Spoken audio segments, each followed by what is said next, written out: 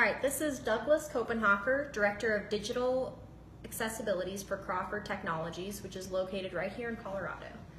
Thank you, Doug, for meeting with me to talk about AI today. And that leads me to my first question.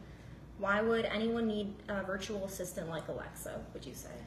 Well, the answer is that, really everybody is using Alexa. We're noticing that, the use of products like Alexa went from statistically 0 in 2016 all the way to roughly 25% of all web searches today in 2018 are being made through Alexa, Google Home, or things like Siri for Apple.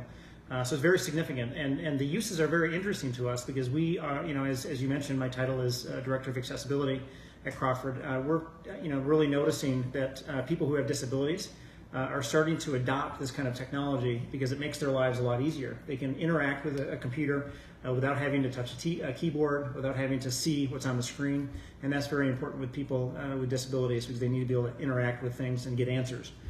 So that's the short answer. Now, the longer answer to that is that we're noticing that the use of Alexa and Siri is actually divided evenly between just entertainment, asking Alexa to give you the weather or to ask Alexa for a joke, but also more serious things. Alexa is being used to actually interact with your banking application or to actually make payments to other people through something called Zelle.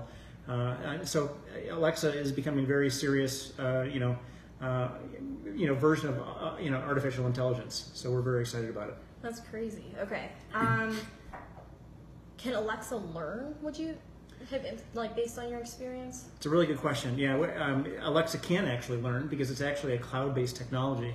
And Amazon and other players are making Alexa smarter all the time. By adding intelligence to that application. And what's interesting is that Alexa and other applications are actually improved through something called skills or applications. And so the number of applications, the number of uses are exploding exponentially because more and more people want to get into the game and be able to interact with Alexa. Okay. So we're seeing banking applications, insurance applications. Very soon we think that you'll be able to go onto a website and actually get an insurance policy by interacting with Alexa. Wow, okay. So it's a really significant development. Okay, perfect. How will our privacy rights be impacted by the increased use of AI? Exactly. Yeah. So we're noticing that privacy is the big question mark, especially in our use of things like Alexa and artificial intelligence. And it's really key, right? You have to be able to authenticate. You have to be able to make those transactions, those interactions very secure.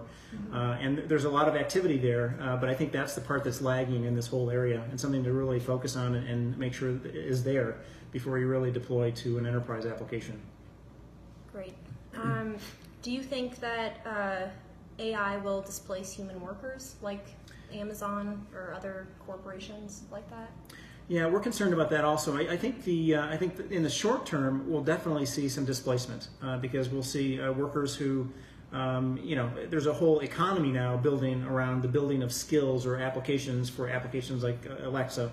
But some workers will be displaced, we think, in the short term until people can be retrained and used in other ways.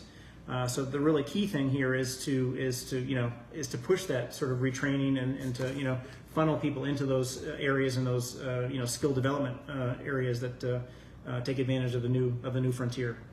So I think that's important. Perfect. Well, thank you so much for your time. I really appreciate it. It's very helpful with our AI discussion right now in my class. So, thank you. Thanks. Good to be here. Thank you.